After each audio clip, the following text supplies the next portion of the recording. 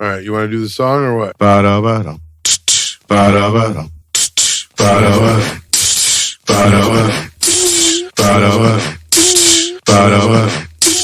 No such thing as art.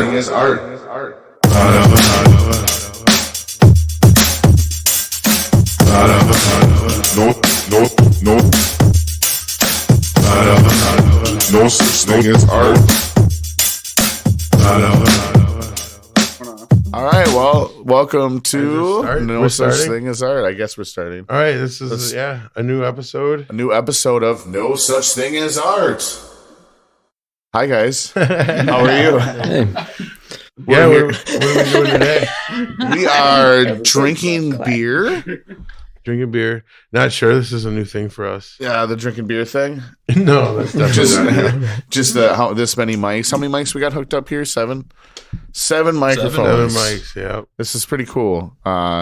Definitely had talked about trying to do interviews with bands early on with stuff, and finally We're just two dudes in the garage with a couple microphones. yeah, exactly. So it's cool to see. Why don't we welcome the band here? Why don't you guys tell us a little bit about yourselves too? We have cave paintings with us here, and let's go around the table and get some names. Starting here. Hi. Is that your name? That's hello, Brianna. What do you do? Live life. In the band. Nice. Yeah. I'm the wife liver of the band. I'm sorry, and who are you? There. I'm Tegan. I do drums and guitar sometimes. Nice. There you go. Yeah. Good at Shoot both. it over.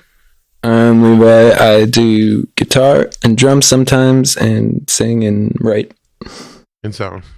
and sound And lights. and lights Cameras. and produce And marketing. and cry. And you with the blue hair. I'm Robin, and I play violin. And that's it. I show Awesome. up. I don't know. Yeah, it's really cool to have everybody in the band on the show at once. We weren't Well, sure if Tommy, it was going to be you happening. didn't Yeah, introduce what about yourself. you? This is really cool. Yeah, what do you do? I'm just a dude, man. In the I'm Harley and I play bass. band. Yeah. So this is, like I said, we were not really sure how to approach this, so it's really cool to have you guys agree to do this and kind of learn about it with us. Yeah, I mean, it might get a little chaotic. We apologize at times because we, like I say, this is a lot of people to have behind the mic each one, but so far everyone's been being really good. It might turn into like 3 different conversations at once, but that's okay. That's I love okay. how, like, as soon That's as it all starts, right. we're like, Yeah. Nobody has anything to everyone's say sitting about up straighter. Good, we got it all out of you guys. They're going to hear our bad posture. it. So should we get right into it or what? Yeah, I think so. Or you want to talk about your beer first? I'll talk a little bit about my beer, and I think you actually have another Stone Arch beer. But today we're drinking some Stone some Arch beers brews. from Stone Arch. I have the Scottish style ale, which is it's got a little bit of a I don't know how to explain it here. I think there's caramel. There's a caramely. It's got a caramely taste to it, but it also has like this like slight bitterness. I think it's all right. I drink a couple of them. IBA rating. Let's see if it's on here. I have no idea. If it is, it's written really The small. lighting in here is too cool. Yeah, the lighting is. It's a whole. But I'm sure if you go to Stone It's not Arch, very bitter. I don't like bitter beers, so I mean, like I definitely don't mind this one. Yeah, yep. It's an On- earthy beer with low bitterness and a touch of kind of caramel sweetness. Oh, well, there you Can you go. say it into the microphone? So that's where Same that's the caramel come from. A medium boiled amber earthy beer with low bitterness and a touch of caramel sweetness. Very good and satisfying and pairs well with many foods. Sounds like a Pairs well with many foods. yeah, man. I need a steak with this beer for sure. It is really good. Yeah. I agree with what it says. What do you have for flavor? It's a tangerine beer. Bitter, sour. Sour. It's a little sour. It's kind of what you'd expect. It's like sweet and citrusy and a little sour. Yeah. Like hints of tangerine. Yeah.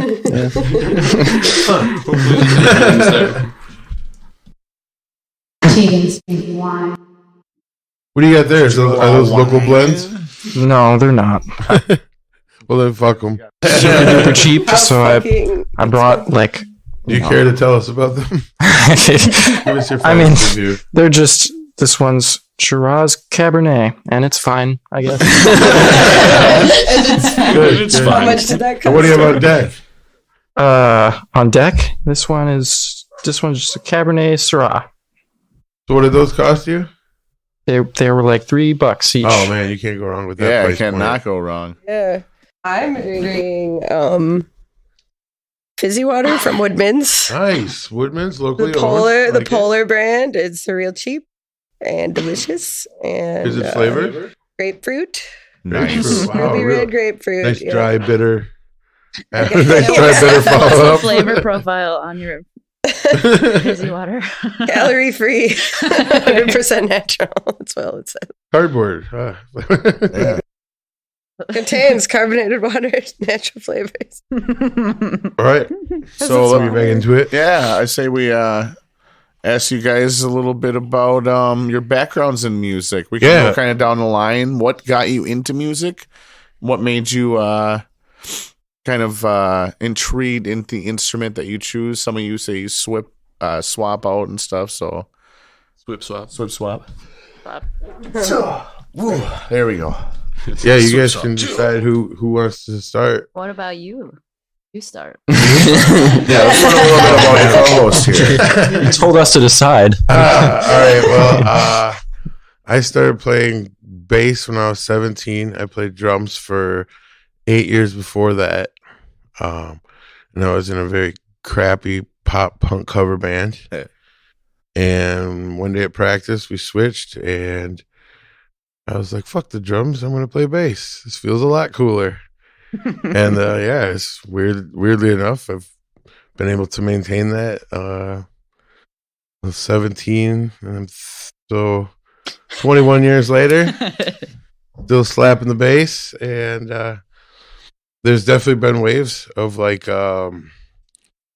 hating the bass and hating music and being like, this is not for me. Do you ever hate it as much as you hate the drums? No. That's good. So you still made the right choice. Yeah, it's You're gonna hate definitely it definitely fell on my heart. Oh, The drums are just loud, racket. They're nothing without a bass. But yeah, I played in a decent pop punk originals band for 6 years. Along that time, I think that's when Ross and I started to become sincerely friends. me. And I was like remember maybe 19 to 20, whatever 19 plus 6 is. And Way too much I think it's 47. after that band, I started jamming with some old dudes at a dive bar at an open jam. I had a green mohawk and a bass guitar and a coffin case. So I garnered a lot of attention when I walked in, and they were playing like old school Who songs and country songs and shit. Those guys really taught me a lot about as far as diversifying. There, I kind of grew into a metal phase, which was cool, but I'd rather listen to metal music than play. Yeah, I think we've all been through a metal phase. I think that just happens. I think that the progression of it is like punk, metal, and then bluegrass. Or blues. Blues. Something Something like a little more rooted. chiller. Yeah, like rooted, definitely. Something bluey, yeah, and then on and off, just been trying to learn more about it and continue growing as a bass player. That I took a year off up until last year, and then I started playing again, and now I'm I think more interested in it than ever. Noise. For the drums. I did not. It's cool, man. I get it. Yeah.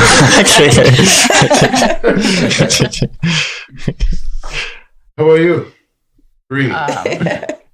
like Squire, yeah. like Stratocaster. yeah, Yeah. and he was like, my friend plays guitar, and I'm gonna pay him to teach you lessons, and it was just like Smoke on the Water riff, or like he called D triangle shape, like so I really didn't Real technical. Yeah. So I didn't really learn a lot from him. Yeah, he's like, I got this great teacher for you. But I did get interested really good. in it. Yeah. But my cousin Dustin was playing banjo and ukulele Oh, nice. and went to Renaissance School for the Arts. So he taught me what he learned. And then we have like a pretty tight group of friends in the area that are all musicians. So we all just kind of like hung out and learned together. That's awesome. Yeah. That's cool. Creating an environment to do that. Mm-hmm. For sure. I think that would have helped me stick with, or if I was like not trying to learn on my own. When I was younger, it was harder to stay motivated. And then as I got older, I started to appreciate it more. Yeah. What about singing? When did you realize that you were like capable of singing like in a band? I don't know. I did like singer-songwriter stuff. Initially, I didn't play in bands. I just like played my guitar around friends at like get-togethers. Hell yeah. And wrote songs. And I mean, when I started singing, it was like a whisper. Mm-hmm. It was just like this baby little like I've got a song to sing. And then just like over time you kind of learn your Get voice. more confident with The it. girl with the guitar Yep, at the definitely. party. So how long have you been doing both of those? Pretty quickly actually. I feel like it didn't take me long to start trying to write songs. So after I yeah, learned. I was the same way. Like as soon as I picked up a guitar, because I played drums, but like as soon as I picked up a guitar and started playing, like it just came naturally to want to write inside of sing to it. Mm-hmm. So that was Yeah, you would always Stupid talk shit. about like how when you had to go up in class, like you yeah know- to do speeches. So like I found out like if I just wrote a song for speech class, I get an A. So like, naturally, I just like wrote songs for like whatever ones I could. Like after a while, it's just like okay, you actually have to do a speech for this one, and I think I she tried caught to on. do a but speech like playing a song, Yeah. like with my guitar, and they fucking failed me. yeah, What? really. Like it was, everybody was falling asleep in class. Nobody wanted to be there listening to people's stupid high school speeches, and I like came in with my guitar and like Change it up a bit. wowed yeah. everybody with like excitement and shit. And then my teacher's like, "You fail. Yeah. You didn't. Wow. You didn't That do takes it." so much consideration. It's so much more than just That's You're like, you made my class fun. that's You yeah, fucking- right. You threw it all off. Those were the Like- rules. No fun zone. Was it Yeah. about math? No. There's some The bands that make assignment math was like interesting. we had to pick songs and speak the songs. Yeah. And I was like, why don't I just Just do learn the- the song and yeah, sing and it? sing it. And Yep. nope, that didn't work out. That wasn't the rule. No, they're supposed to speak it. Well, and that's like it's funny because like sometimes you see like art isn't necessarily appreciated in certain realms. Like my dad, when he was younger, like he made this like he was messing around with clay, and it started kind of looking like a toilet. So he made a toilet. And it was like a pretty good toilet. Like, and he was like pretty proud of it, you know? I remember him telling me about this, how his like teacher failed him because he thought he was making a joke of it. He goes, no, that's what I saw in the clay. Like, that's what came of it. And I didn't hear this story until I was going to FVL and he came through. I forget there was a play or something we were there for. But in the display cases, there was a bunch of projects from the art class, and one of them was a clay toilet that got an A. And like he was like, "Oh, that's bullshit." Like that's He like smashes it. at least yeah. My toilet was better. Yep. Oh, this toilet fell. Somebody might want to clean it up.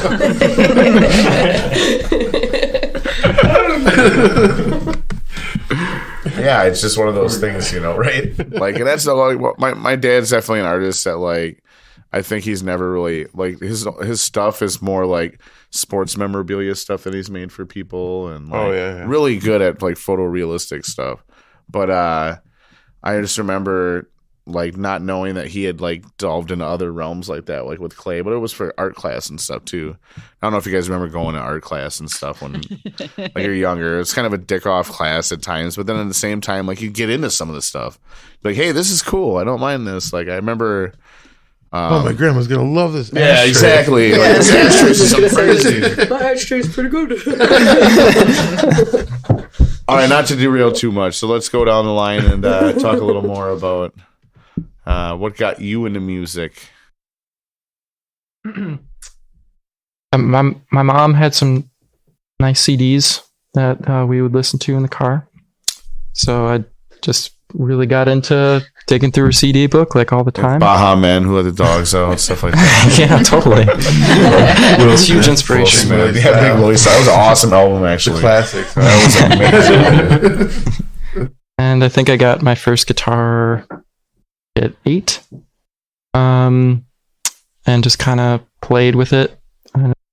Got like lessons or anything. Then I started with drums and took that like a little bit more seriously. Yeah. Like, and kind of got myself an education with drums. I like took lessons for a while, and yeah, just for fun, you know. Have you played consistently up until now? Yeah. Yeah, it was always just motivated by fun. Like especially like guitar, like I just used to keep that shit next to the bed. Oh, yeah. And if you keep it next to your bed, I think you just learn, because it's like you wake up in the morning, you just got to touch it, you get itchy fingers. Are we talking about guitar yet? Okay. Sounded a lot like my puberty all of a sudden. Just in the morning, huh? Just in the morning. Yeah, just in the morning, my fingers itch like really bad.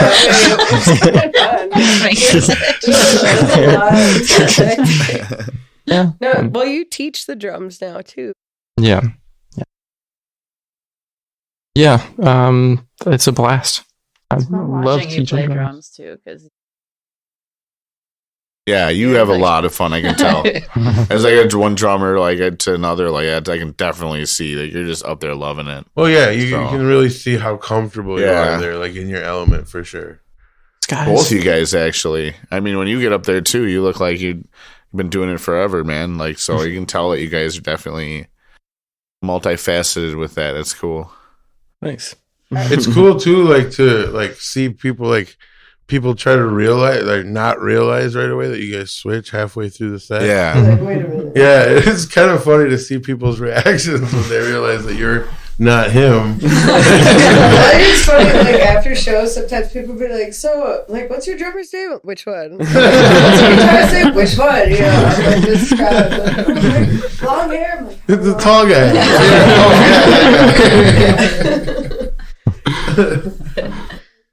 What about you, Levi?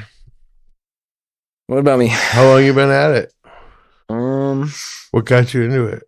what got me into it? I mean, I was pretty into when I was very small. I had like a little keyboard that was fun to like fuck around on, but that didn't last for super long. And then when I was like an early teenager, I was pretty into metal, had that metal phase. Mhm. And then I was like, I don't feel like this anymore. And then I didn't really listen to anything for a couple of years.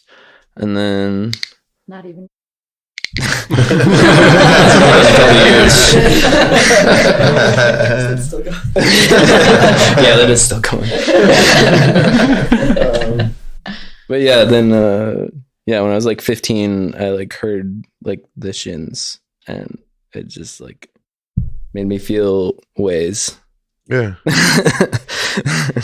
Just- Just gotta touch it. So you got a guitar next to your bed as well. it took me 2 years to pull the trigger on Your that. fingers but itch too, huh? Eventually. Yeah, I saw the Shins play live, and there was like other stuff in the indie realm that just like made my brain feel real good. Yeah. And then like I saw them play, and it just like felt like magic to me, and I was just like, I want to do that. So I bought a first act guitar and suffered through playing on it for like 6 months and started writing songs. Yeah, I just been at it ever since I was 17. So it's been like 16 years. Have you been putting your songs out there like since then? Like, Not consistently at all. no. No. Is it difficult for you to like, or was it difficult for you to like step up and be like, here, check this out, I made this? Yeah.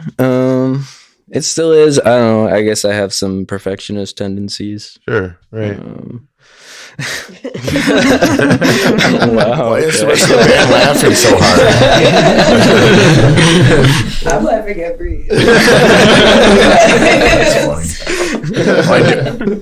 I do a little thing in my routine actually with that, like acting like I've always been told I've been difficult to work with, too much of a perfectionist, but I'd like to form a band, and I pull an audience member up and then proceed to be really fucking difficult to work with. It works really well every time. Like, people think it's hilarious. Yeah, it's I don't know. I'm probably hard to work with. I don't want to say like that's what I'm saying. I know. I was saying great. Way to go, Russ. No, that's yeah. But at the same time, I love playing with a band. Yes, And that's like so much fun. Like Yep. it's way more fun than just like doing it by myself. Well, so I can see you're collaborating driven. on different I can levels definitely is see cool. there's drive there. You know what I mean? Like, look at like what you're all doing. You're managing the sound. You're and it. How long have you been doing like production aspects of it? I like produced my first solo album like 6 years ago. I guess like I don't know, 4 or 5 years before that, I started screwing around with like a little analog like 8-track recorder and just plugging horrible microphones into the sound card of my computer. But Yeah. it's really only been like the last 2-3 years that I've like taken it to a level that I feel like is relatively professional. Awesome. Very cool. When we met and you were met through music, Mm-hmm. you were doing that one-man band thing with like chords and your guitar, just like fretting. Forgot about that. Like, oh yeah, that's a lot. That's a lot. I can imagine. That's Yeah, cool. that's kind of Reggie Watts kind of stuff right there. I don't know if you know who Reggie Watts is at all. Yeah, I mean, minus the funny like. Well, yeah, and that's you know. he's doing all the vocal stuff, and yeah, he definitely goes at it like in a way tongue-in-cheek funnier aspect. sensuality. Yeah, I think that he actually like. There's a lot of talent there with that dude, though. Yeah. I mean, what he's doing and stuff, like it's Oh insane. yeah. Like it's like really out there. Some of the stuff he does, it isn't even funny. Like I've seen him do certain things that are just like, wow, weird, yeah, just so intriguing, and it keeps your attention. And I think, Yeah, right. like that's one thing. Like anybody that gets on stage and performs, your overall goal is to give your audience an immersive experience, to like let them Keep them escape, engaged. keep them engaged, and like if that's through like what you're providing, and I think like as you provide that, that's always in the back of your mind. Like especially when you start doing songs live, it might be a little different when you first record it. When you start like doing them live, you find what you want to do to give that audience the experience that they deserve in the song, and it helps develop the song in the long run. And I see you guys have a lot of songs that are like that really get the audience kind of pumped up as you're like doing your stuff and Stuff that keeps people on their toes too. yeah, yep, Learning just their changing the songs. shit up and like it's cool. Definitely like I guess learning different styles of music sometimes, like especially blues, like you can kind of settle in as a bass player and just ride the wave. But your guys' songs definitely was like, oh, I was just getting this one part, and all of a sudden we take a hard left here, and then there's this whole different part. But that's really cool because it keeps people's interest. Like it doesn't get redundant. It doesn't like I don't know what I'm trying to say. It's not a repetitious thing. It's almost like a story. Yeah. And a story isn't just like a verse chorus thing. You know what I mean? Even though there's aspects of that there, like it's bringing you off in different directions. It's more Right. of a what do you call it? A movement or whatever, like than it is a song. Well, yeah, there's a lot going on too in different parts, which is really cool. Like for a while, like as I was like listening and learning, I would hear different things, new stuff each time, and it's really cool to like experience those different layers of it. What about you, Robin? How long have you been playing? I've been playing 24 years. Holy smokes! I started, when I was 6, classically trained, young. But like, I guess I wanted to start when I was 5. I think I saw my cousin play violin or something. I don't really remember, but I was just like obsessed with it out of nowhere, and I bugged my mom for a year before she was fine.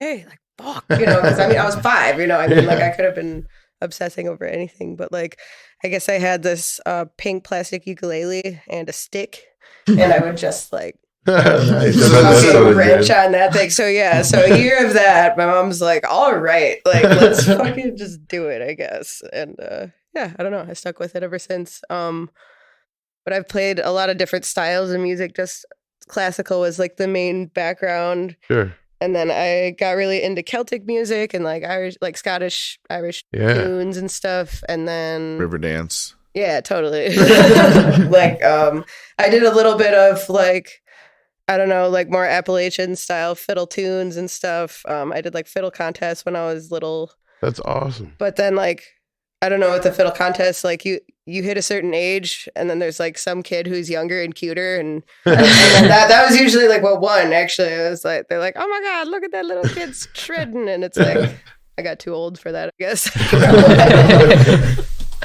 But I played in a youth group band for a while because I grew up in Tomahawk. And there was jack shit going on ever. And I don't know, my friends and I would smoke weed and go to youth group on the big sound That's system. awesome. Hell yeah. Yeah. And I don't know. Yeah, then I joined punk bands and I've played in other like bluegrass bands. I've just kind of sat in with people. I just kind of most recently I've kind of have the like, it's like backwards. I've always played with bands, but now just the last couple of years I started doing solo music too. Yeah. And so I have my loop station and I'm kind of like learning how to do it without other people. Yeah, like, that's awesome. Before it was like, if I'm playing with other people, I can like follow along with like anything and whatever and hide behind other people's stuff. Yeah, right. Whatever, blame it on other people if I fuck up or, whatever. But doing it by myself and with the looper, it's like, oh fuck, I like have to get this right. Yeah, that's awesome. That's all there is. So how long have you been like putting your solo stuff out? Like you're like outperforming your solo stuff? Let's see. I think my first solo show was that 2 years ago. Yeah, 2019. Yeah, something like that. Yeah, I did my first solo show. And I haven't done them a whole lot because, it's like, it doesn't fit everywhere. I would get tracked down to like punk shows and stuff, and people are like, I can't mosh to this. Really chill. Like, there was a show I played with Jake Orvis up in Merrill. It was just like before the holidays. We just did a couple shows. But it was at Bill's Bar. Yeah, right outside of Merrill. And it was just like not the place. My tunes and the owner there, like he always treated bands really well, took care of us. He charged a $5 cover or whatever. And there was like this old like factory lady who was like must have been there after work or something. Like she didn't give a fuck. I played first and I heard her just like slam her hand on the bar and go, I want my $5 back. This is sleeping music. It's like while I'm playing, I'm just something. It's a very small room. Like she was fucking like 8 feet away from me when that happened. I'm just. And it's funny how those are the experiences that you remember. Like, you could have a great show, and you're going to remember those too, but, like, when you really think back on shit, it's always the ones that, like, went horribly freaking wrong that you remember. Just like, but those why are the ones that, like, you got through. It helps you build. Yeah, you for know? sure, and refine, and... You need to go through that kind of stuff, because it humbles you at times, too.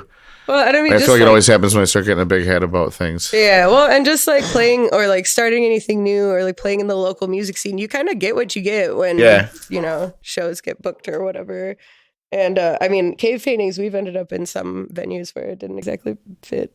Yeah. Right? Yeah. And like you said, like, there's a story, there's all this stuff going on. And like when people expect like foot stomping music, they're like real confused. People like repetition. It's like our brains eat it up. Yeah, exactly. Like there have been so many like shows like at the end of the set, like we're done and like no one like reacts really. They're like, wow. what just happened? And then it's like the next band is playing like covers and shit, and they're like, okay, I know this one. Yeah. You know, like that was scary for a second, huh? It's just like, sorry, I don't know. Fuck. Like, Oh, sorry, I didn't mean to expose you to that. We're just like, damn, sorry. Trying to have fun. That's funny. I think that there's actually a pretty high percentage of shows where it's like we're looking at each other while we're playing. Like, We're like- these people are not getting it. Well, yeah, where was that one? Was it in Oshkosh, that outdoor show for that fest or whatever? Things kept getting like delayed for rain and whatever. And yeah, we played outside at this beer garden and it was like hot as fuck and And the airplane flew. yeah, just super loud.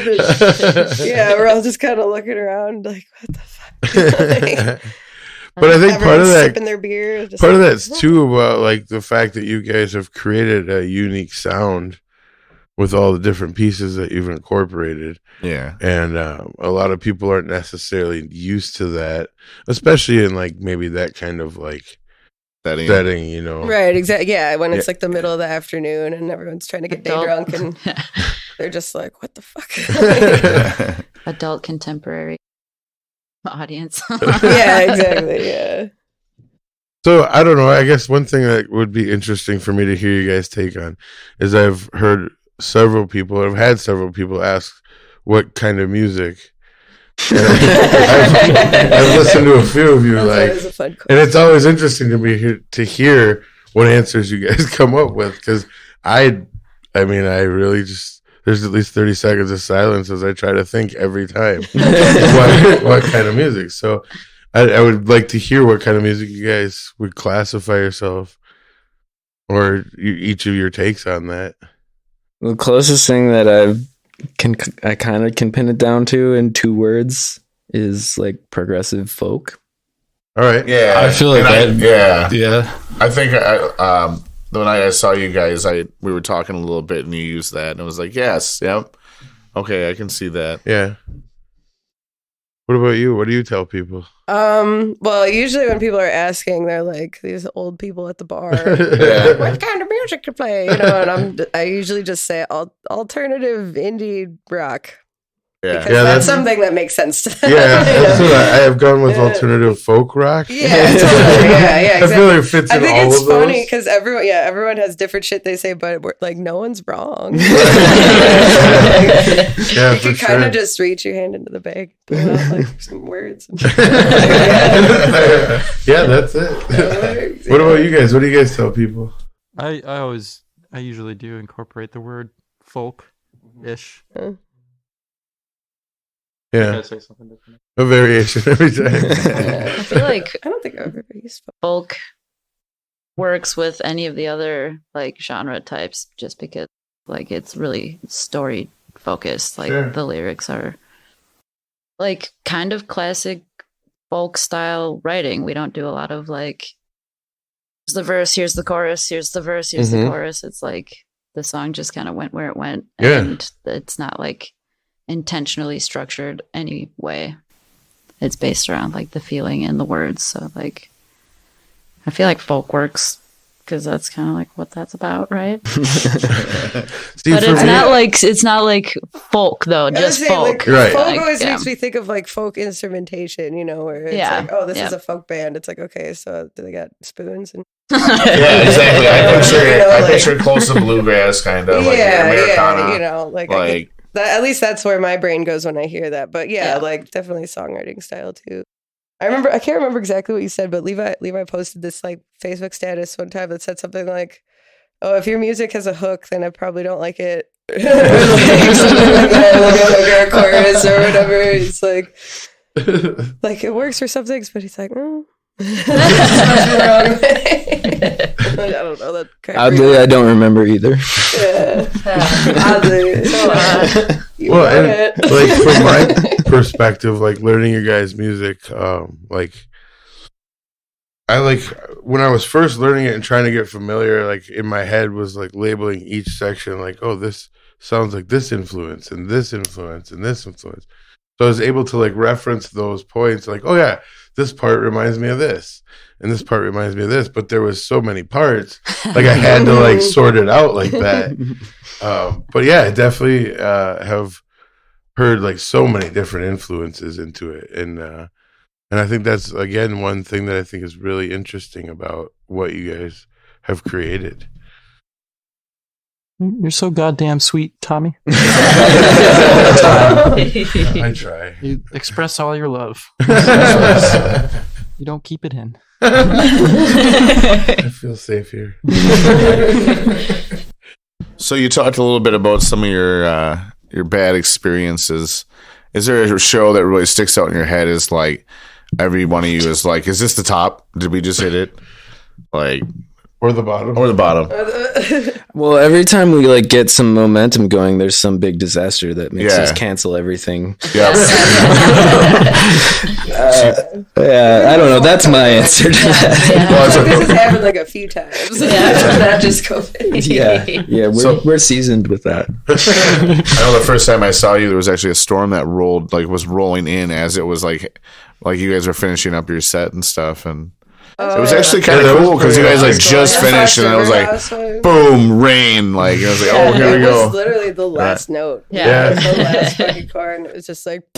It's funny too because you and I were talking about it beforehand, and I said, "What if it holds off until like right at the end?" Yeah, and it, that was pretty it did crazy. not wait. No. Like everybody it was shook like out boom. wet. Like I thought Levi added another level of production. It was so like that much hydrotechnics. Yeah. I do want to add to my answer though that like anytime once we all five of us got together and anytime we had a show with the five of us, that felt like the top to me. Like just anytime we did that, it just felt so good to play with all of us together. Yeah. Yeah, and I mean, I can understand that because like getting back into music and wanting to make it a bigger part of my life after a year of taking off was like kind of dreading the idea of like trying to get any project off the ground, because just finding people that can commit and contribute and are willing to is such a pain in the ass. So it's difficult. It's so like being able to like end up in a couple of scenarios where that's not the case was like, all right, like I'm all in on this, like I've found people that are already like, yeah, we're looking for that too, like. I feel like Mile this year was really dope. yeah, Mile were super fun. Like, yeah. it was kind of a blur too since I was working also. So it was like I was either playing shows or working and closing the bar every night. So I was a little delirious, but I don't remember like a bad show for Mile. McFleshman's the sound was fucking weird. Yeah. But I still had a lot of fun. It was cool. And then I didn't have to cook. Was that on the inside of McFleshman's? No, it was outside.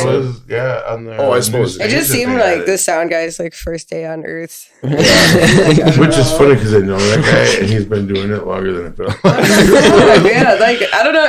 He said we were the first band that day, so he was getting like settled into I think the we setup and were. everything. I think we were even the first band on that stage. Yeah. Oh, really? Yeah, they Okay, set yeah. it up So like we were like the before, guinea pigs. Yeah. Yeah, I It was feel like also our first show with Tommy.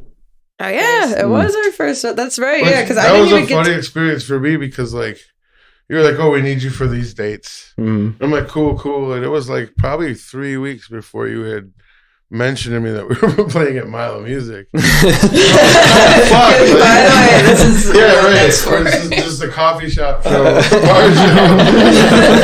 We're doing the There's same. a lot of people. Yeah, Which was really cool. I'm really glad I got to experience that with you guys the way I did. It was definitely a really. That was my first time even playing with you. Yeah, right. Yeah, because I was working so much, I didn't get to practice with you guys. We just chatted So we're for a like few setting minutes. up on stage. It's like, hi, what's up?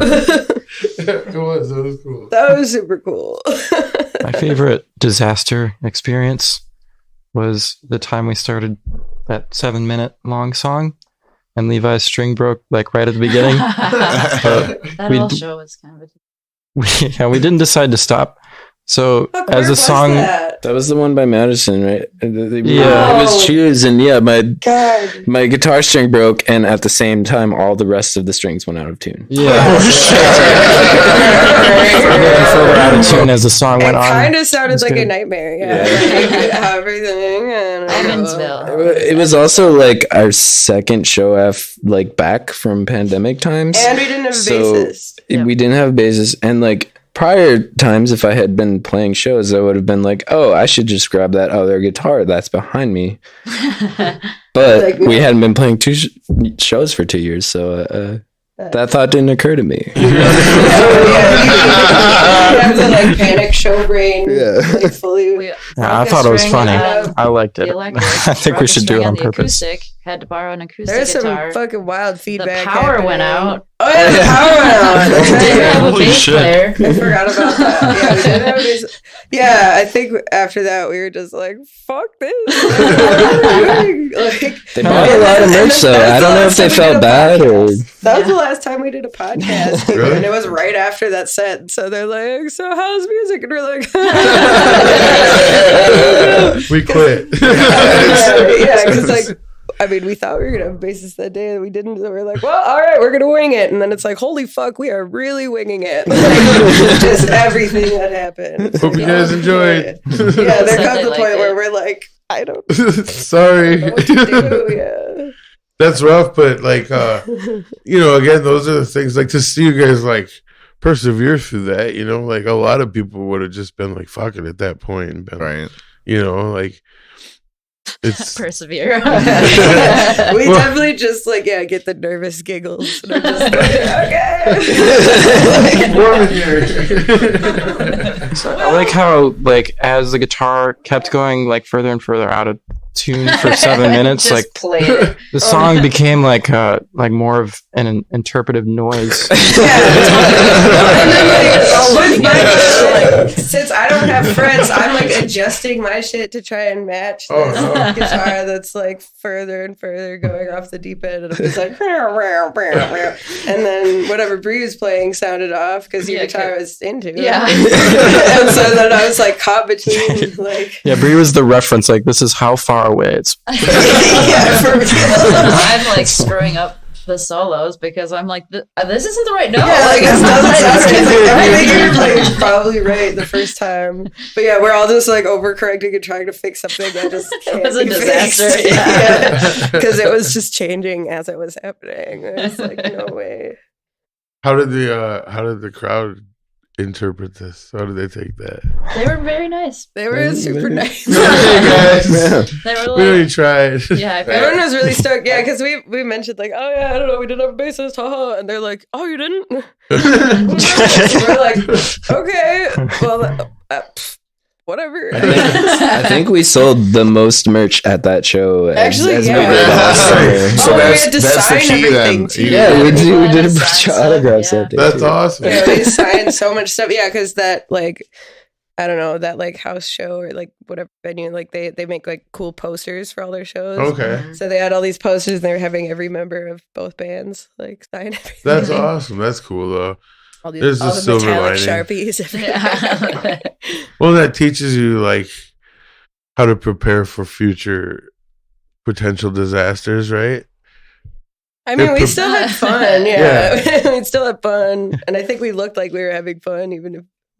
No. Right. That's a big part of it, though. If you don't look like you're having fun, you're surely going to lose the audience. Yeah. Right. That's the big thing too. It's if the audience feels like you're nervous as hell, they're gonna be nervous as hell. Right, Kind of a then thing. everyone's And then they feel bad for you though, because I know early on, because I see a lot of similarities, and I'm doing kind of music with my but it's more comedy geared, and it's the exact opposite of what you guys do. It's verse chorus, fucking spewing out bullshit, but it's to drive the point home in the chorus, I guess.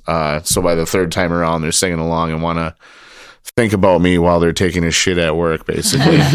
So, but yeah, I just see the same thing.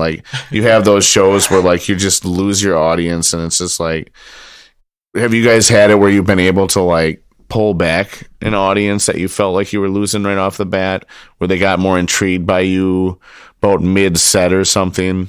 Because I find that that happens a lot in the comedy realm where you won't hit right off the bat, but all of a sudden, like, people are starting to get a little more intrigued by what they're hearing, and then by the end of it, you have them all doing. They're a little more reluctant, to say the least. But if you can win them over, you win them over good. So I don't know if that's something that you guys have experienced at all. I feel like we have. There's definitely songs that we have that get people. You got a lot of pump you up songs. Seriously, like I know when I saw you guys, it was just fun. Like I found myself like definitely. It reminded me at times a little bit of like how I don't know if you guys remember the Monkey Wrench that was in the Valley Fair Mall. Mm-hmm. Like there would always be shows there, and you just have everyone just kind of standing around.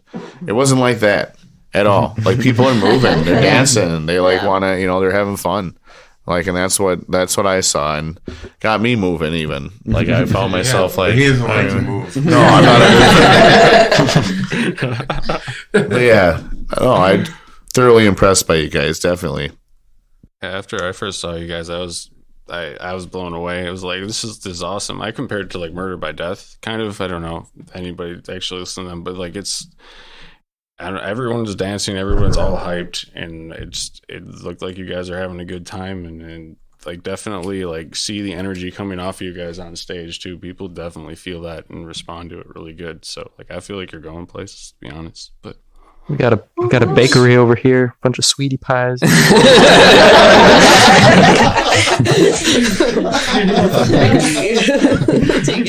I hear one sweet thing, two sweet things. It's a bakery.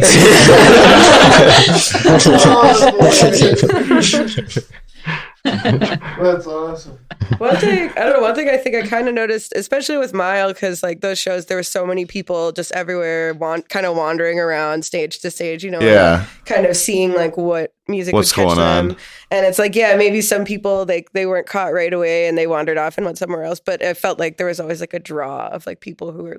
By the time you were done, there was more people. Yeah, for sure. And then like it's like it would kind of like draw people in, and anyone who was into it, they did stay like. Yeah, and we're into it, so that was kind of cool to I saw see. that not playing with you guys, but being at the Riverside show. I watched that happen. I mean, there was a that was by the end there was weird like crowd. a ton of people that were like gathered around watching for sure. That's cool to know, because from the stage we couldn't see shit. Yeah, Right. couldn't see anything. The lights were right in our eyes, and then there's like a million like of those paper moths like running into your face. The setup was like a funnel to the stage. Yeah, too. it was weird. So, I was definitely I had to stand in back Yeah. because there were so many people like up towards the front, and then like I said, like by the end of the set, there was definitely a bunch of people that had like bubbled around out of like curiosity towards the end of it. Yeah, that's cool. That was the one that I felt like unsure, but like the rest of the shows on Mile felt great, but that was the one that I was like, I don't know, that was kind of weird. Showed up, because it was like some weird country band right before us, and it was like on and off raining that day too. Yeah, that was definitely walking up to that, I was like, I don't really know. Yeah. So, how about a little bit of history? Like, how did cave paintings start and evolve? Levi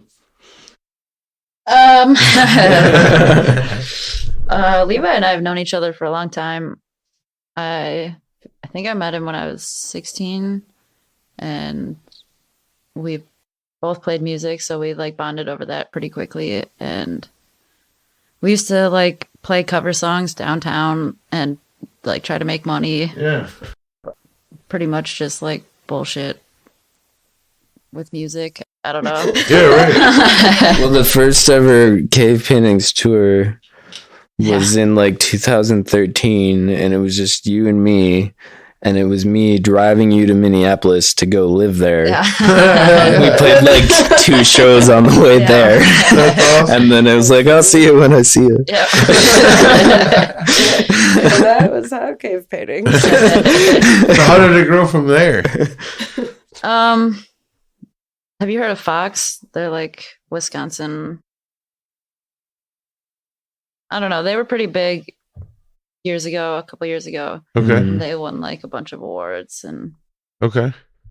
I listened to their album a lot because my friends had it and they were like, listen to this. And I was in California or New York or Oh, something. yeah, yeah. And then I found out they were from Wisconsin and I was like, shit, I could do this. Like, this is fucking awesome. I'm going to do this. So when I had to move back to Wisconsin, I was like, Levi, let's actually do it. Let's like, how that happened.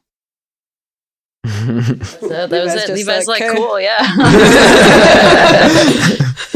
And then you were just you posted posters like looking for band members.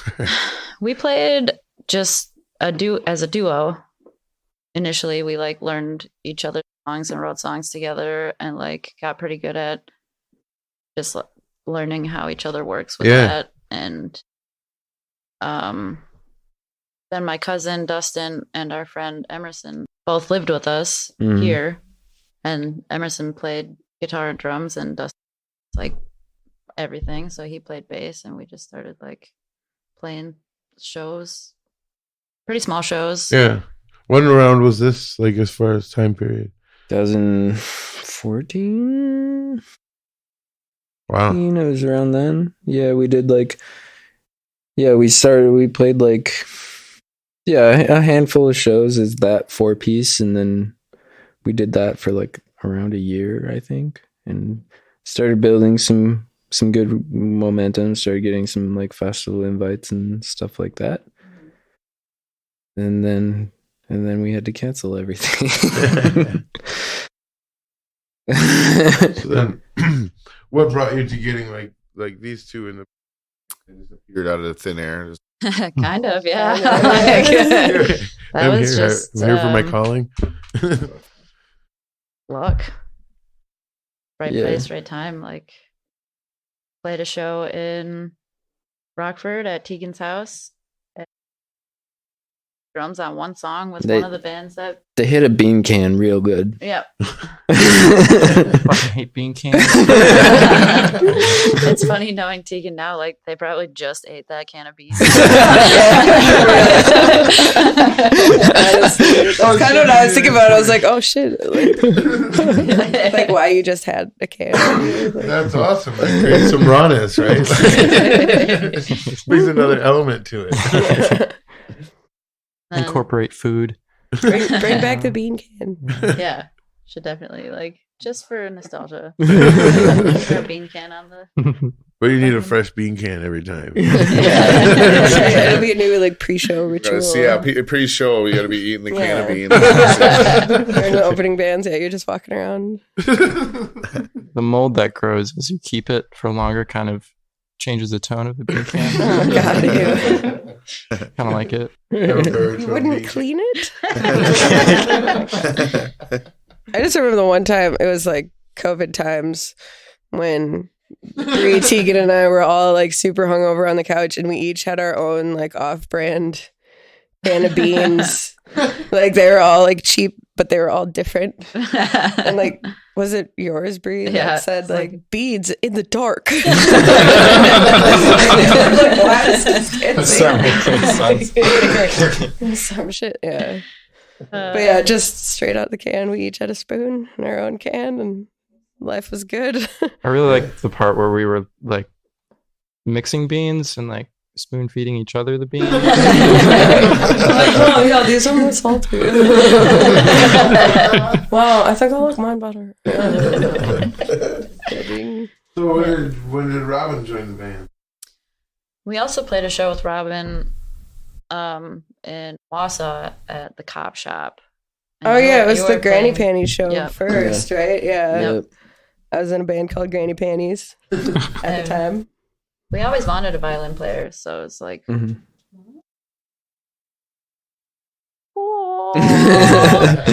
just kind of like creeped outside while she was hanging out with her dad. Just like stood there like, yeah, that's Well, because like my dad are just like smoking weed outside of this bar, just talking about stupid shit. Robert, Bree's like slinking up like her.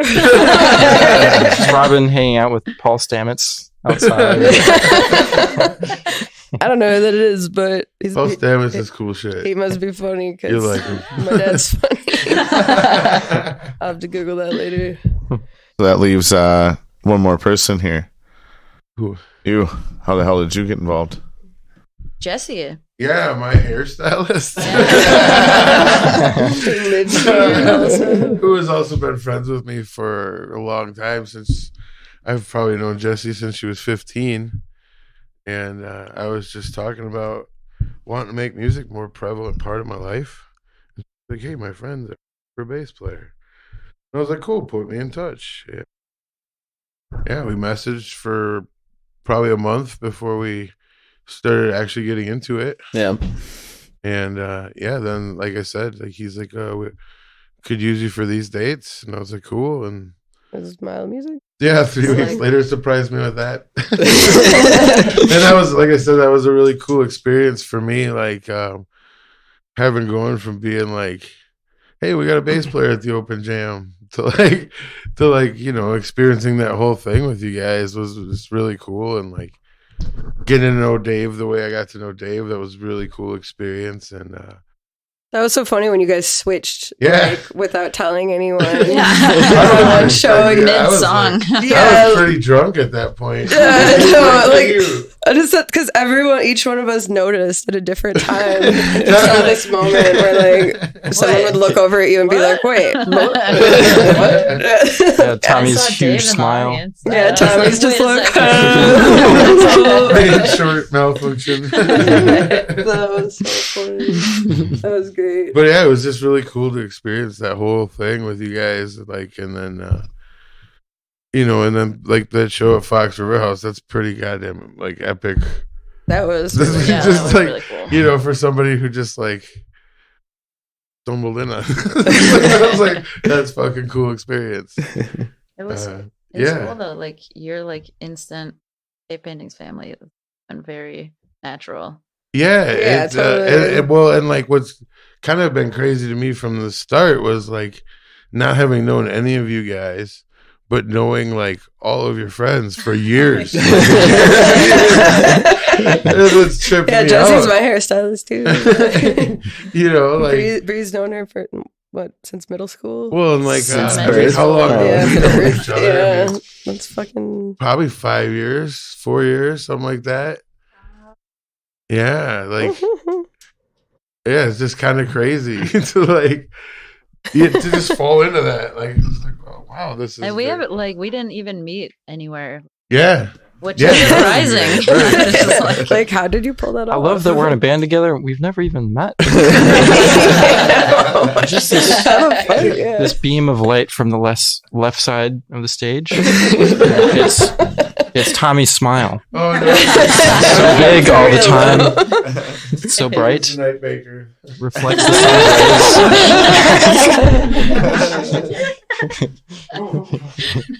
Well, and I think like just I guess the urgency and the way like it was like it was kind of cool for me like having the responsibility of like having to really buckle down and learn your guys' Or like, here's a music. crash course of music. Yeah.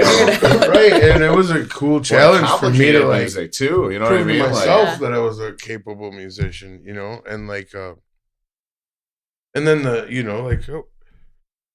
we hung out what, once, maybe twice, and then we were on stage together. Yeah. And so it's like that kind of speeds up the process. yeah. And it was just it's been a lot of fun like getting to hang out with you guys and know you guys, and even like this being able to pull this aspect of my podcast, incorporate you guys is just it's a really cool experience for me. It's like I said earlier, it's a really rad way to get to know about you guys when it was kind of a crash course falling in. We're like, Know hi, you. play bass, fantastic. We need you. Please don't go.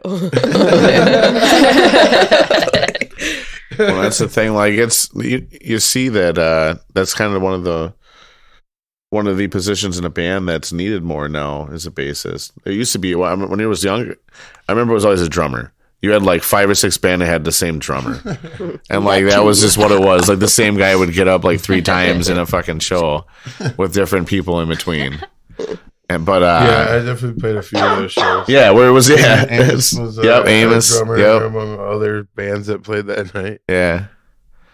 So it's just cool to see, like, I don't know. Yeah, we got the drummer thing covered for sure. Yeah. We got two. You have 2 of those, which that was it. Well, that's something that like actually, and not to. I saw Kid Rock, and I remember thinking, this is going to be cheesy as fuck. He was gonna put a disclaimer up. I was going to put a disclaimer on there. Well, so I went. You No better one's be careful. interested in the rest of it. He was at Rock USA, and it was like, all right, let's go see him. You know, I'm here anyways. And that man put on a hell of a show because he ran around and he played like every damn instrument. Like he was actually pretty, which I did not know that about him. Yeah. Like that he was actually that, you know, I mean, well versed and stuff.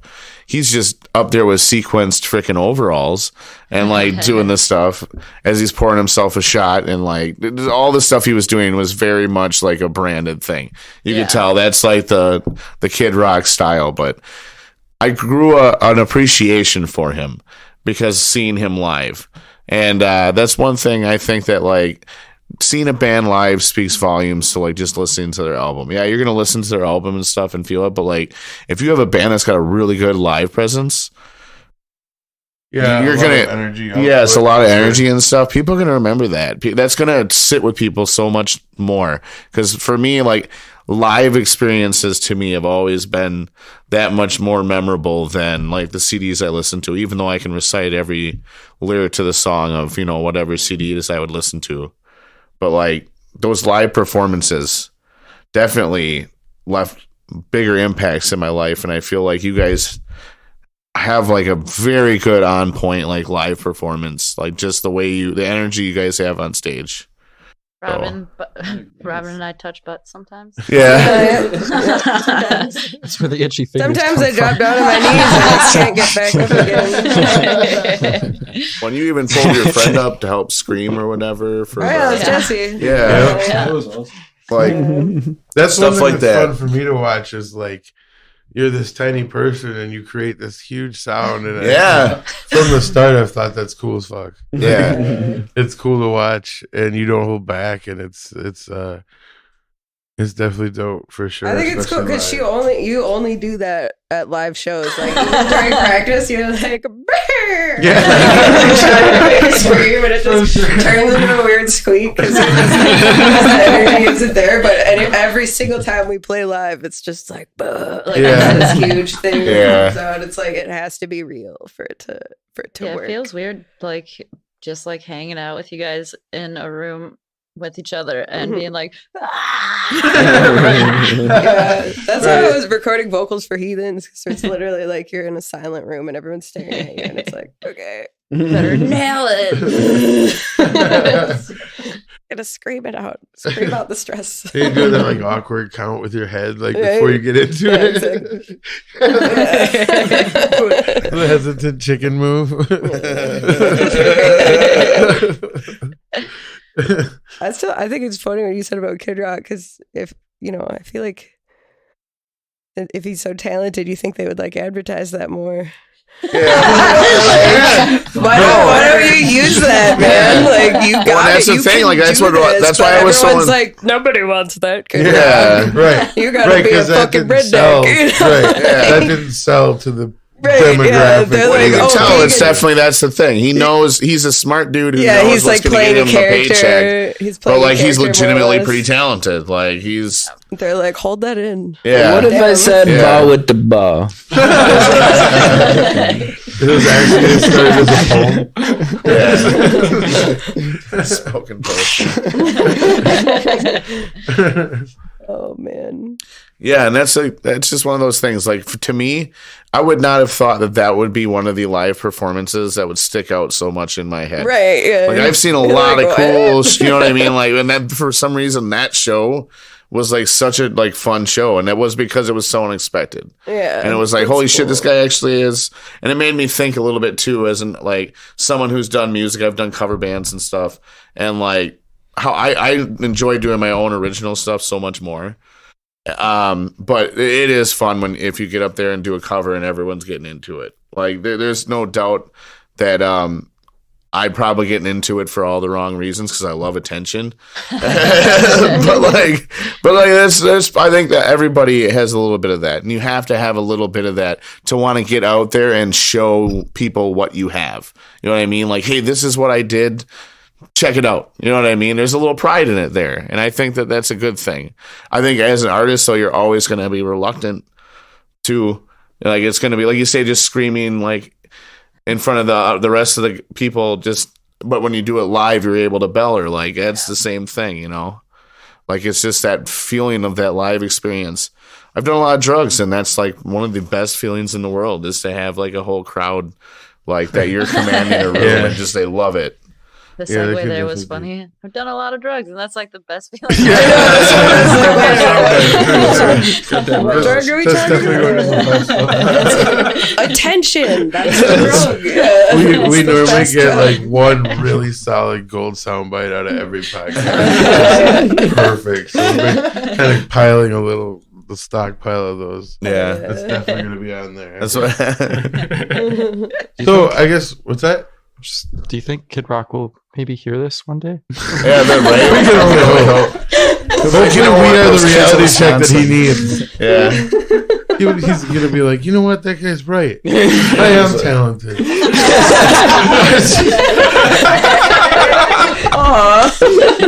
Oh, Kid Rock. It's gonna be Put okay. out this like super eccentric artistic album. He gonna lose all of his money. all the conservatives are going to be so let down. Yeah, I was gonna say he's gonna lose all of his record deals. They're gonna be like, "Oh, you artsy fuck." So I guess kind of going off that conversation, I would find it interesting to hear kind of where you guys derive some of your musical influences from. Like, obviously, I listen to Kid Rock, so. We can't get weirder from there. We're not judging. Everybody in this room has listened to Kid Rock. Yeah, maybe we should just put that on our official bio. We've listened to Kid Rock. Kid Rock influenced progressive folk. That's the genre now. So if anyone asks, we can tell. Oh, yeah, everyone, that's fair. I thought I would even tie those words together. No one has ever said that before.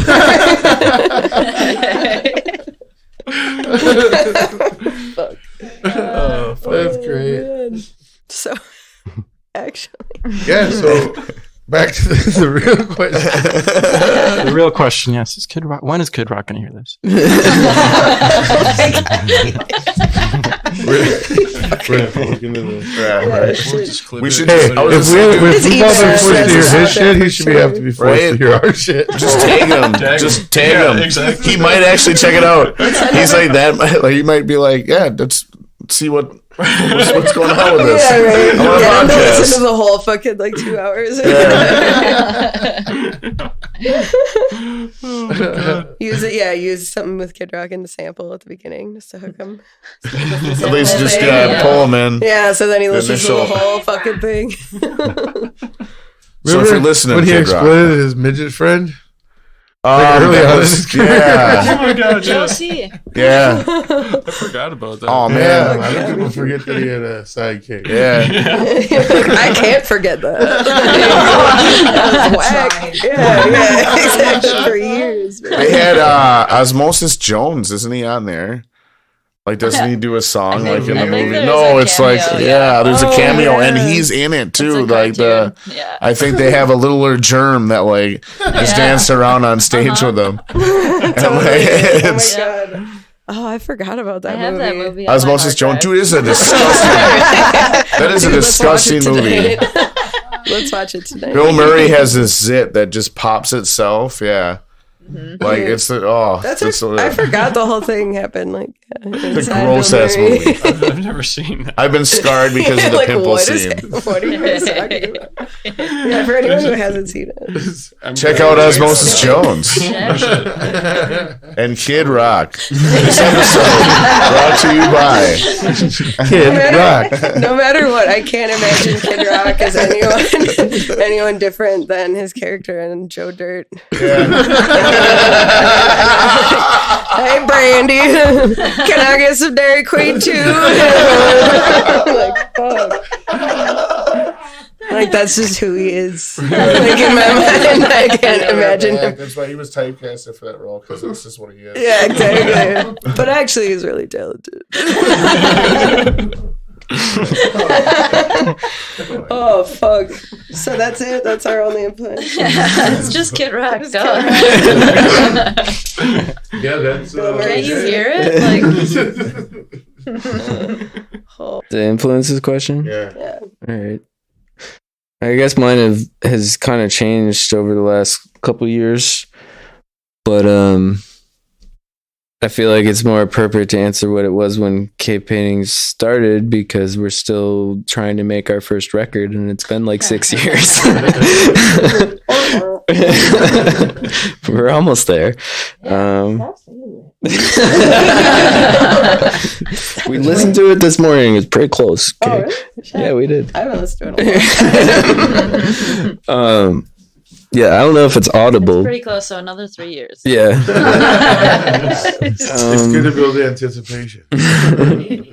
But I guess, yeah, for me, especially, like, I don't know, at the point where a lot of the stuff was written, it would be like Khaki King, Radiohead, Bright Eyes, Iron and Wine.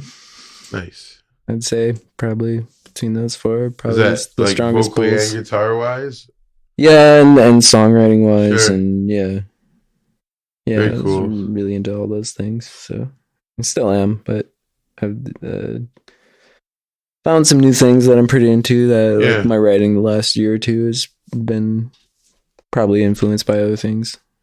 Sure.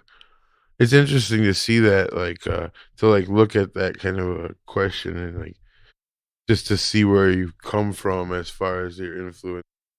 I definitely have like faced that a little bit in the last year, you know, like I started to take bass a lot more seriously when I started like playing blues with these old dudes. Hmm.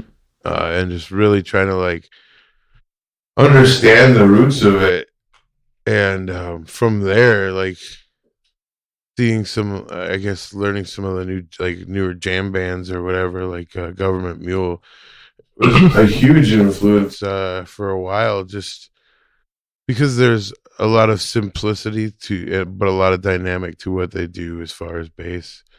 It's like Widespread Panic Yeah, too. for sure, definitely those They're, guys. I love those guys. Like I think they played Red Rocks more than anybody else. Yeah, I would believe that.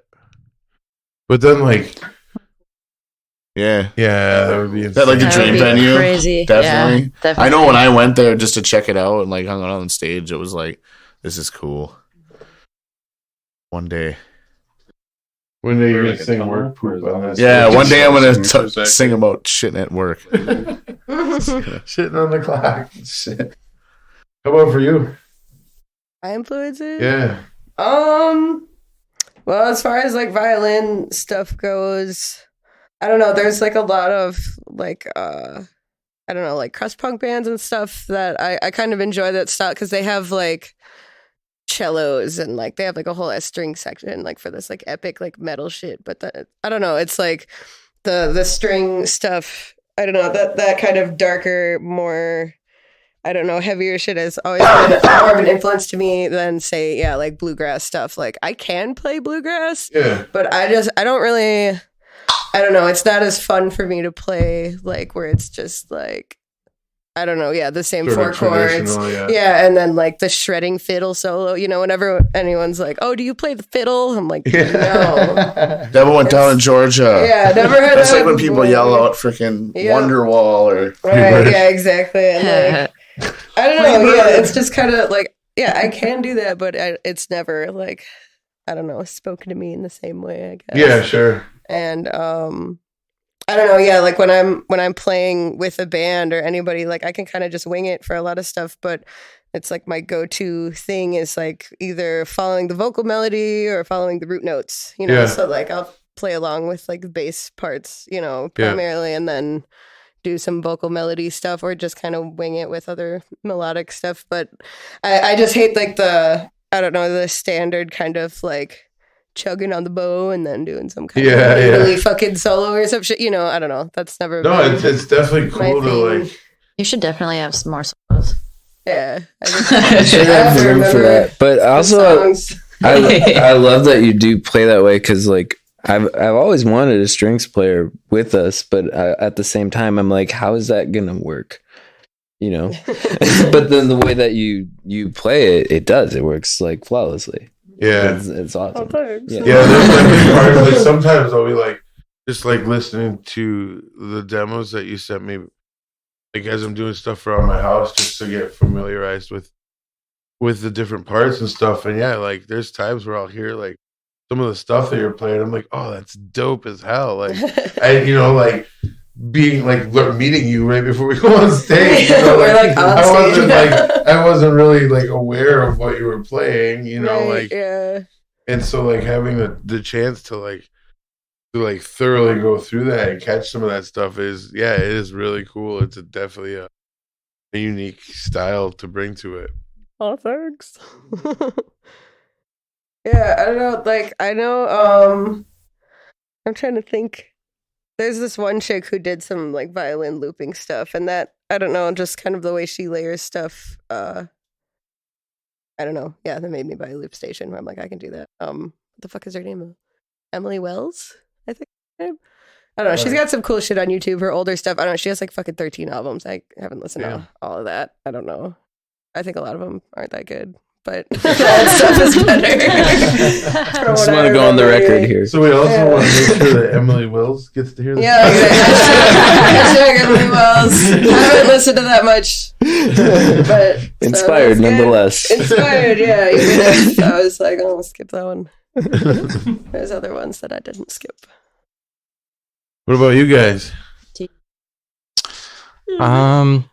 I've been digging on a lot of Hiatus Coyote lately, Thundercat. Yeah, I was just going to talk about Thundercat. That's awesome. Yeah, I get down on both of those for sure. Yeah, it's just I think a good example of someone who's kind of taken step in a new direction with music. Definitely. I think like being motivated like by boredom in a lot of ways is such a cool thing. I wonder if they are, because it's like they're just aggressively switching up all the time. Yeah, creating a lot of stuff. Flying Lotus too.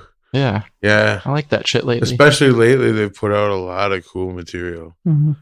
Yeah, but yeah, like that's what you're saying. Like, it's cool to see because like I was talking to this older dude today, and he's like, I don't know, I'm not really into new bands, and I was like, but there's so much like new stuff that you don't know about. Like, you only know about the new stuff that's on the radio. Like, there's some really cool shit that people are creating, and it's it's getting the platform that it deserves to become known, which is really cool.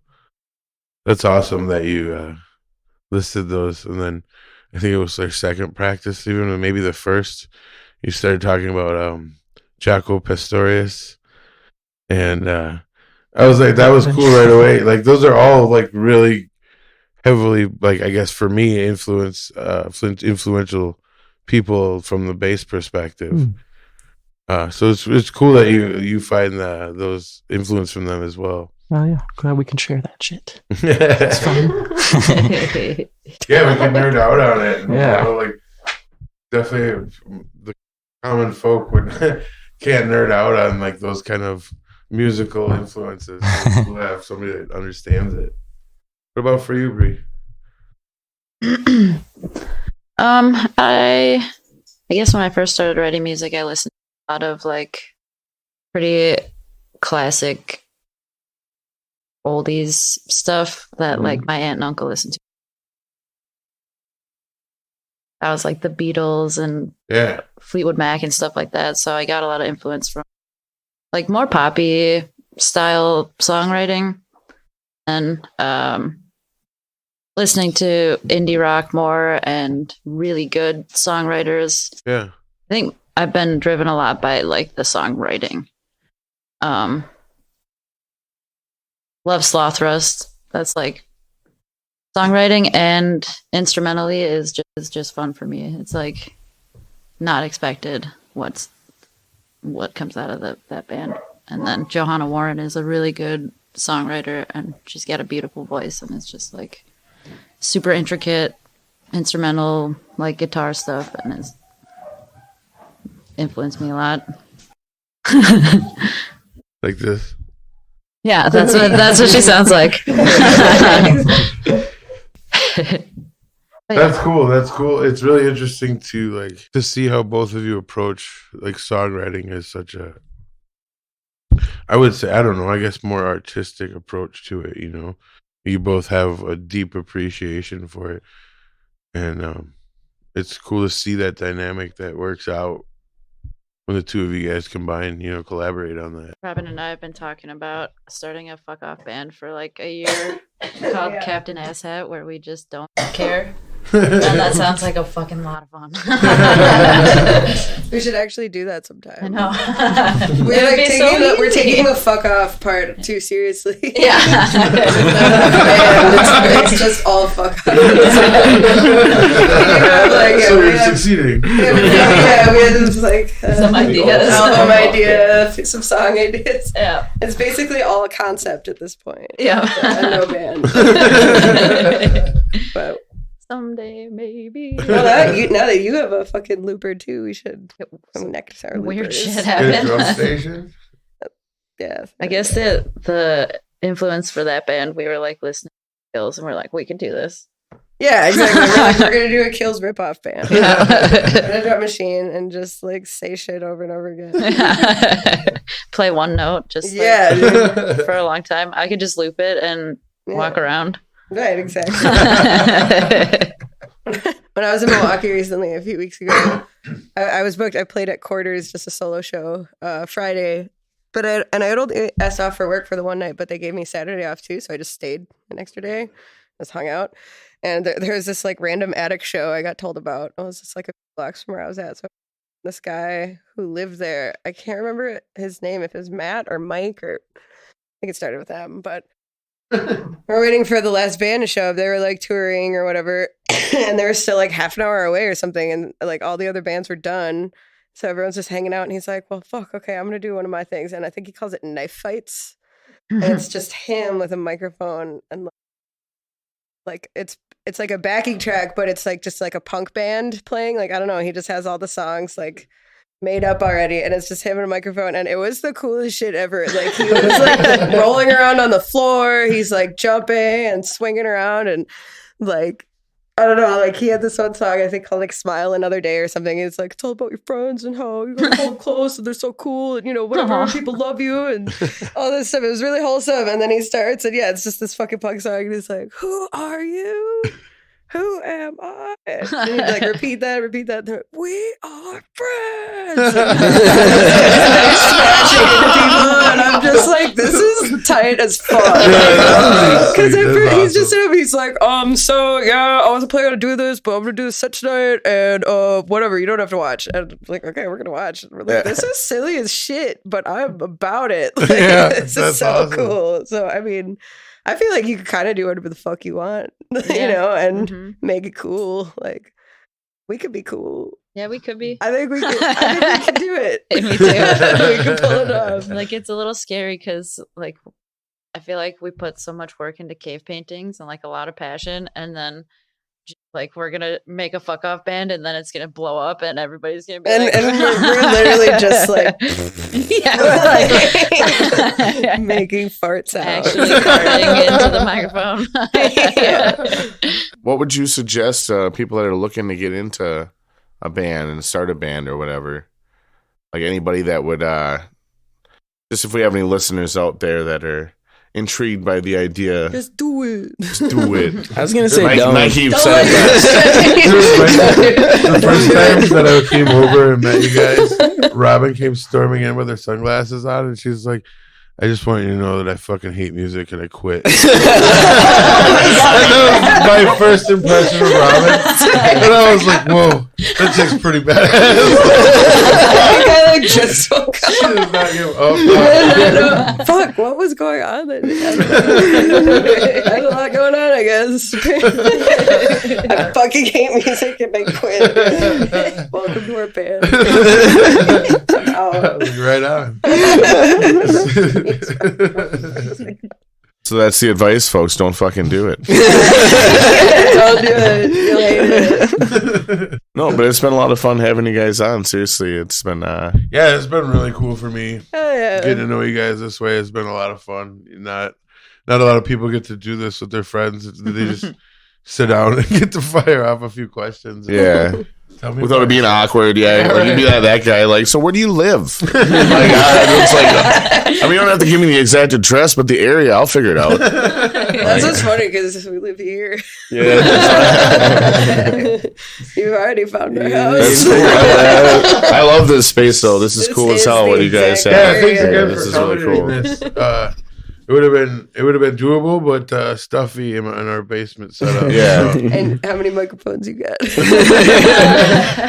not enough. We need to sit a little closer. Yeah, you guys would have just had to sit around the same mic. That would, I've had that, with podcasts where it's like the people asking questions have one microphone and then everyone else gets to fight over the other one. Yeah, so we you do go, old school yeah. news style where we use the mic We used first to and then we have pull it out. pull for it you. out. There you go. So then you can cut people off.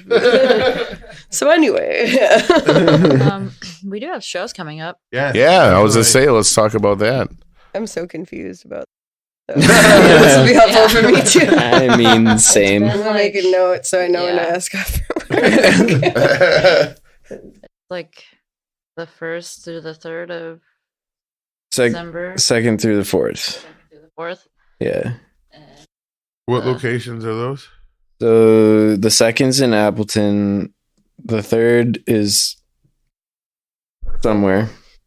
I think it's in Kenosha. I'm not sure. It's with Bear, and it's also not 100% confirmed yet. okay, yeah. And then the fourth got canceled, and we're looking for a different show. I'm still confused. It was gonna be at the Lyric Room, but Oh, yeah. it's not anymore. Now it's nowhere. Yeah, trying to figure that out. That's why I'm Booking so is really confused. weird right now. I've been so confused. That's why I've been like, just let me know when it's confirmed because it's just Yeah. like, okay, there were 6 and the 5 of them are up in the air. Yeah, One's canceled. It's like a fuck. yeah, and then there's the. And we're doing New Year's, right? Yeah, the end of December, like the 30th, the 31st, and the 1st. Which the New Year's night is in Madison at a house. Yeah. So ask a punk. Fuck yeah, Madison. Would you guys? What's that? Okay, keep going. Sorry. No, that's all right. We're still looking for the 30th. The 1st is going to be at Appleton Beer Factory. in Appleton. Yeah. That's all we got right now. Would you guys be intrigued by doing like a battle of the bands? No. Is, see, and that's what I had a venue I've been always been thinking about so getting one going though, but I thought it'd be fun because I remember when I was younger, you had stuff like that. You had like a battle of the bands that they had like at Monkey Wrench, I think it was called, and there was. I don't want to fight other bands. See, and that's like that's the thing. It's like I understand what you're saying too. You know what I mean? Whoever It's has the definitely. most friends. My band, my band, Octopus. That was the first band I ever joined. I joined when I was like 15, I think. I was in it for like 7 years. We won the Wausau County Fair Battle of the Bands, but basically because the guy running it was like the pastor guy who my friend worked for in the band or whatever. Like I don't know. Okay. They went to the same church, so they So it was pretty much. they were in it It was in divine cahoots. intervention. Yes. Yeah, exactly. It was divine intervention, and the prize was opening for Styx at the next year's county fair, and so that was weird. Oh. So Yikes. my band opened. Sticks. I know. I didn't go back there. I was like, it's fucked. I think a couple of my other bandmates like had like kind of waited outside the bus, but yeah, they were like napping the whole time. And so they didn't come out until they're pretty old right before nowadays. Yeah, I they was gonna say, played. they Yeah, gotta- they were it takes a all lot out of they're them old to as do a fuck, show. and that was a while ago. All right, so my first band participated in a battle of the bands, and we found out after the fact. It was like for a slot at a festival. Like, okay, whatever. And then we found out after the fact that the reason that we lost to the other band because one of the members of my band had family there that wanted them at a wedding that was at the same time as the festival slot. So they voted for the other band. What? Yeah. Yeah. That's twisted shit. A little bit. Yeah, that Yeah. That's yeah, that's appalling. Ooh. Yeah, I don't know. All that, like every battle of the bands I've ever been to, like seemed fixed somehow. And it's I've just been like, to why are we events doing this? at the rave, and I was probably 21, and there was like 50 bands, Yeah. and it was just like we were off just as fast as we were on, and it all just happened so quick that like 4 PM, like it had all been over with, and like we never heard from anyone after that. And I was like, "What the fuck just happened?" Like we had Yeah, to pay for exactly. that. Yeah. And like we played like 1.5 songs. Yeah. Really strange. Like, Can That we was do fun. like a collaboration of the bands or something? Yeah. You know. This is a show. Yeah. Yeah. Event. No, but that'd be fun though. Peace Raise treaty some of the money for- bands. Peace to you. Yeah. Would you guys be interested in playing a show? Would you guys be interested in putting on a peace treaty?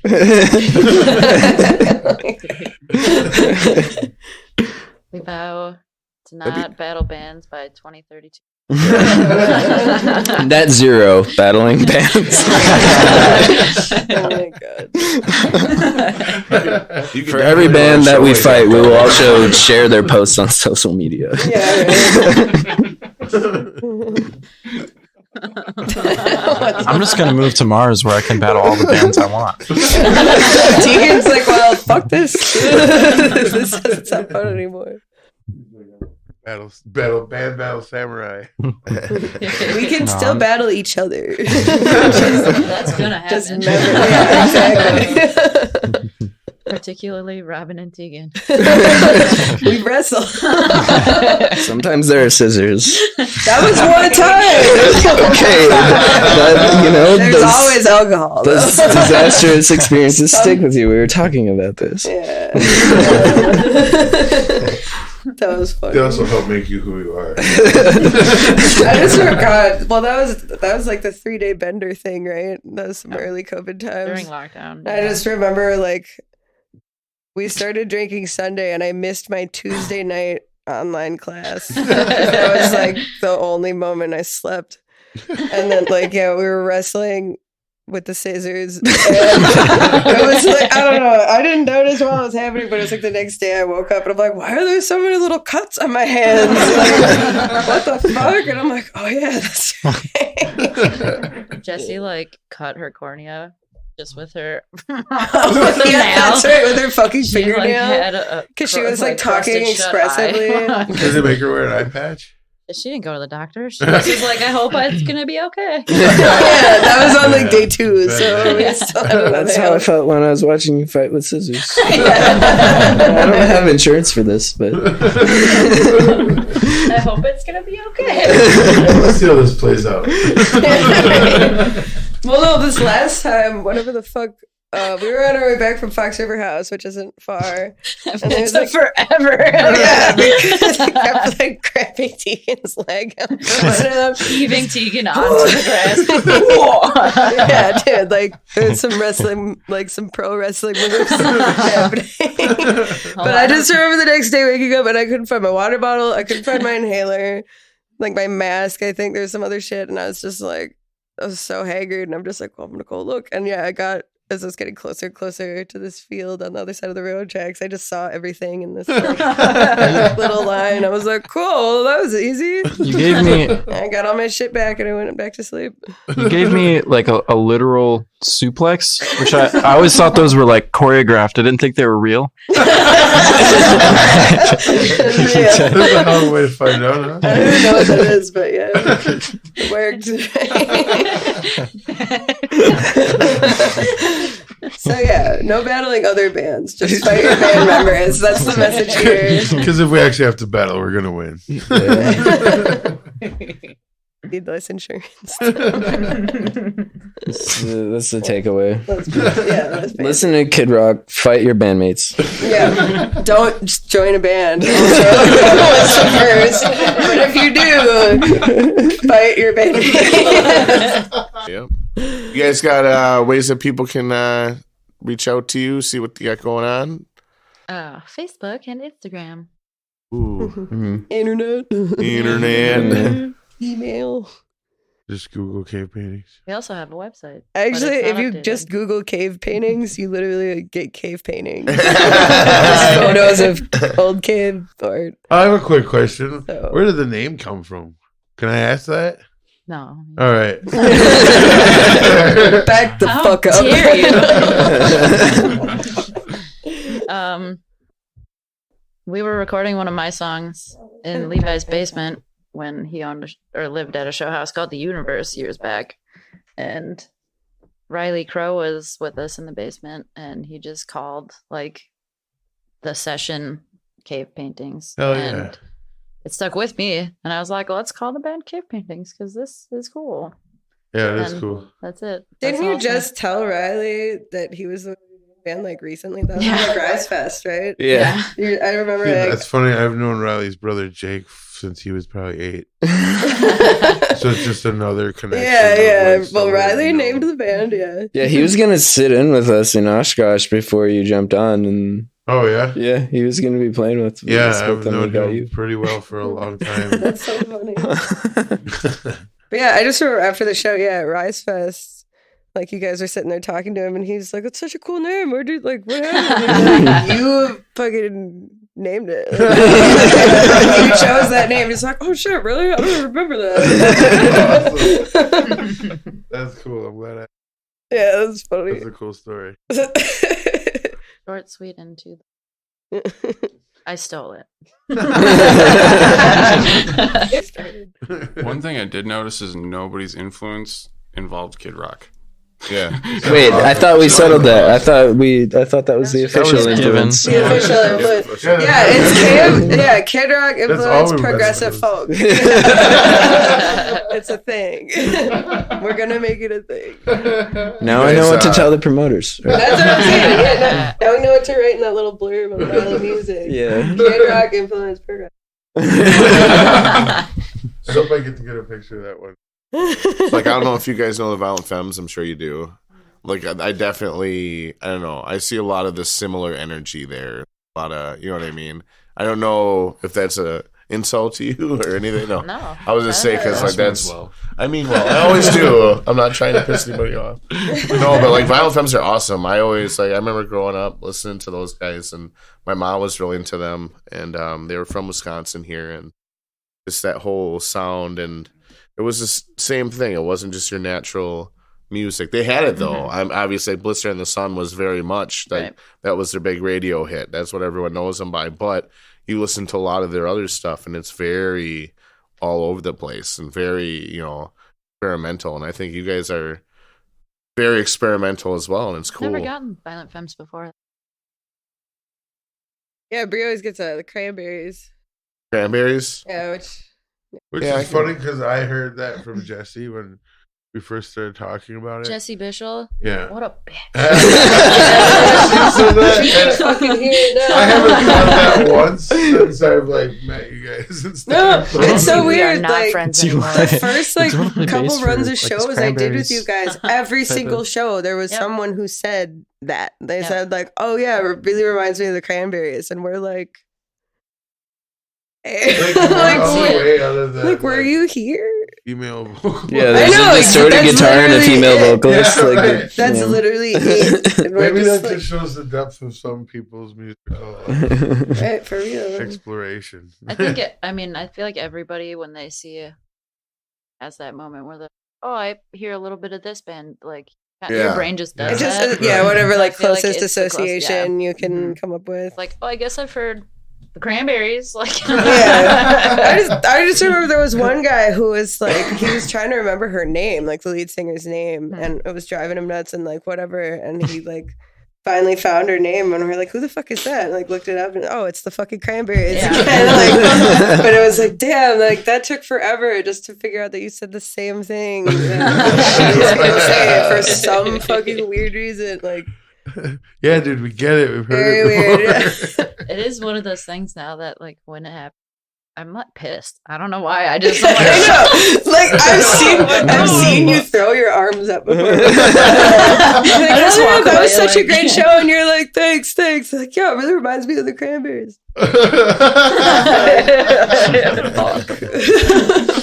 I shouldn't get upset, but it's like it's happened It's so funny much, now, and I'm just yeah. like, whatever. I'm over it. Yeah, I quit. Yeah. I tried for better than that.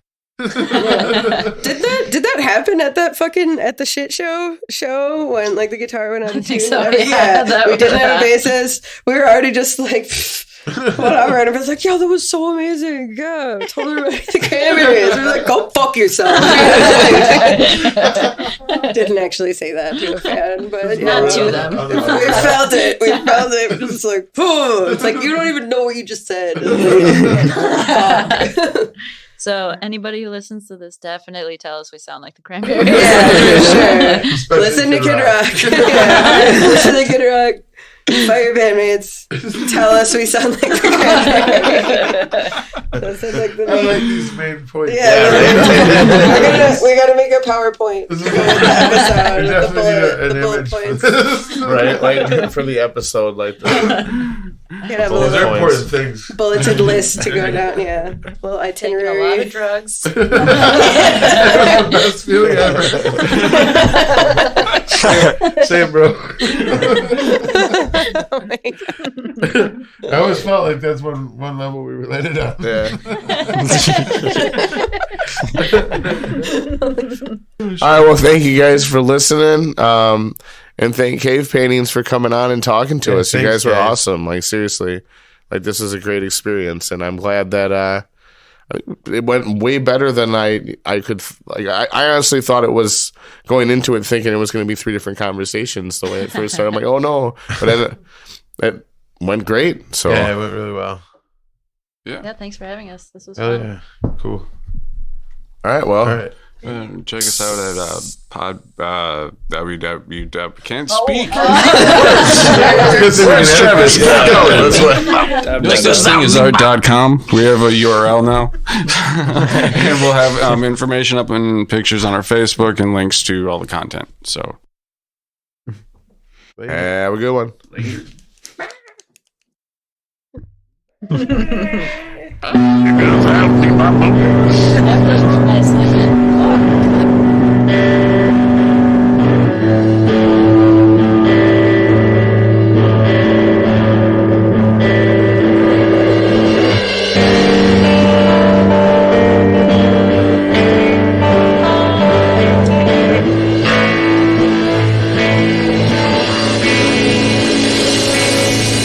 All the time that has passed, lazy won't retain the information and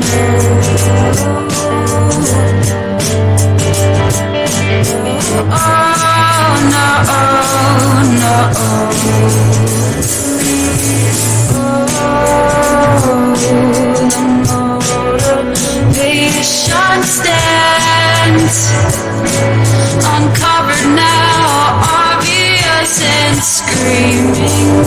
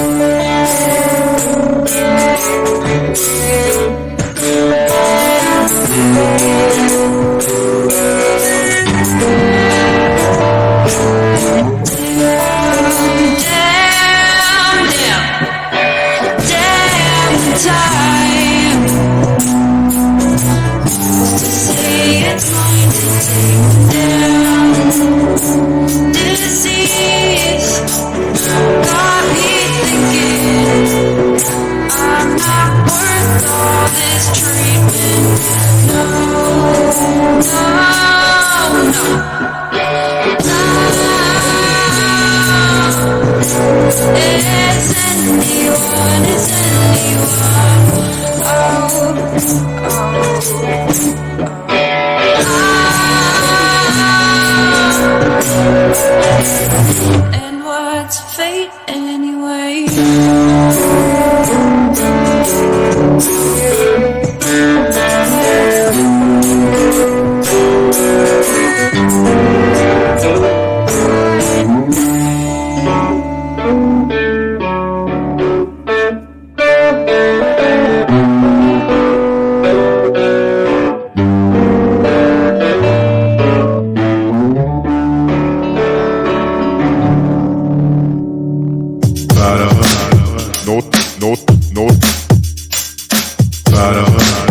No such thing as art.